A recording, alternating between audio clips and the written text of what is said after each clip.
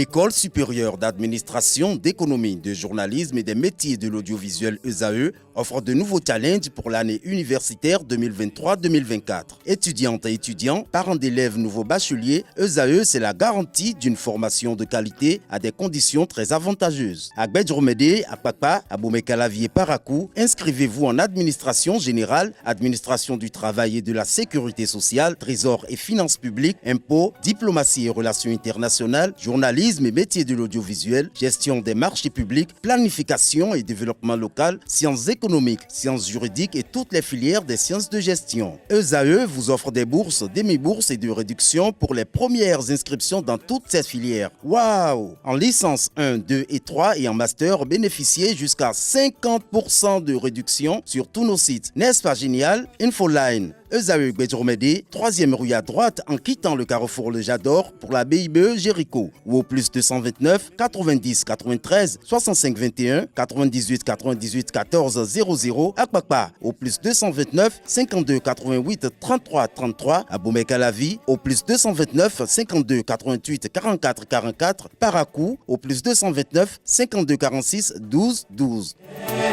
ESAE, l'excellence à un an.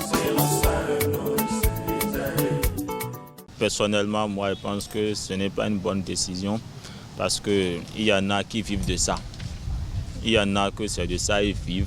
Et sans quoi, on ne peut pas fermer, on ne peut pas demander de fermer les magasins du jour au lendemain.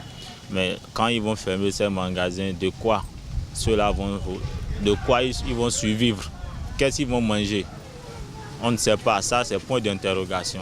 Alors que c'est avec ça qu'ils arrivent à transformer 10 francs en 15 francs et tirer leurs bénéfices pour pouvoir survivre. Donc si aujourd'hui, du jour au lendemain, on dit qu'on va fermer les magasins et autres, là, je pense que ce n'est pas une bonne décision, surtout que c'est les Béninois encore. C'est les Béninois qui ont ces magasins et nous sommes encore au Bénin. Donc on demande de fermer les magasins des Béninois. Mais ça va amener une crise économique, ce qui n'est pas bien. Il faut voir la chose sur deux angles. Si les opérateurs économiques qui s'investissent dans les produits tropicaux, d'acajou et de soja, sont en règle vis-à-vis, s'ils mènent légalement l'activité, je crois que la douane n'a pas raison de procéder à ces fermetures.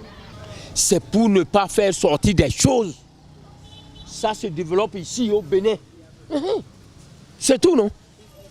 Juste pour ça. Quelle population?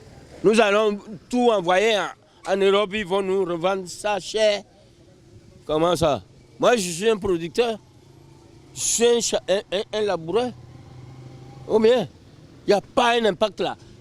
Il faudra qu'on comprenne que tout ça là, mais à Glo-Yigbe là, mais nos enfants ne sont pas là pour la main d'œuvre.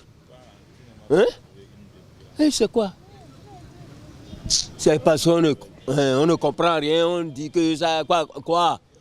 À mon avis, je pense bien que cela va pénaliser beaucoup de personnes, surtout vers le sud, de l'autre côté où l'acajou et le soja sont plus exportés vers le sud là-bas et d'autres pays. Je pense bien que la fermeture de ces magasins va hausser le prix sur les marchés également. L'impact de cette décision, c'est sur le plan financier. Parce que vous savez, derrière ces opérateurs économiques d'acajou et de soja, il y a plusieurs familles. Et si la douane ferme ces magasins, c'est qu'ils ne pourront plus livrer les produits et avoir de l'argent pour leurs besoins. Et la deuxième chose, vous n'êtes pas sans savoir que les gens font d'énormes prêts au niveau des banques pour se lancer dans ces produits. Et si ces magasins sont fermés, je me demande comment ils pourront payer des échéances au niveau de ces banques. Alors que les prisons s'attendent à se remplir une fois encore parce que les banques ne feront pas de cadeaux à ceux-là. Et on dira en son temps que c'est le régime en place qui a favorisé cela. Moi, je remercie le gouvernement, le régime actuel pour l'effort fourni, parce que la plus belle femme du monde ne peut donner ce qu'elle a. Mais il y en a aussi, on dit, avant de manger l'omelette, il faut casser les œufs. Bon, je pense que sûrement qu'ils ont autre initiative, mais il faut d'abord passer par là. Mais d'aller tout doucement avec nous, parce que c'est des actes auxquels on n'est pas habitué. C'est le départ. Et aujourd'hui, du jour au lendemain, c'est difficile de supporter. Donc, je demande au gouvernement de diminuer un peu la tension. Mais l'endroit du gouvernement, lui aussi, il n'a qu'à payer ça à ce que nous on veut. Le prix. Hein? Il n'a qu'à payer à un bon prix.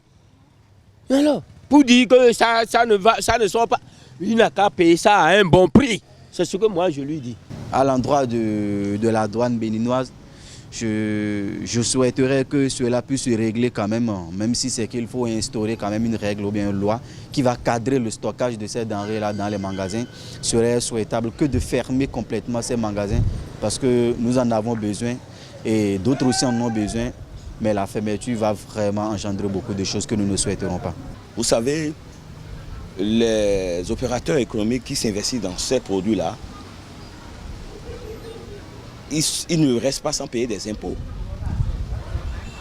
Quand on ferme les magasins, les opérateurs économiques perdront et le gouvernement aussi perdra. Donc, comme je l'ai dit dans le cas de Niger, les opérateurs économiques et le gouvernement sont obligés de s'entendre pour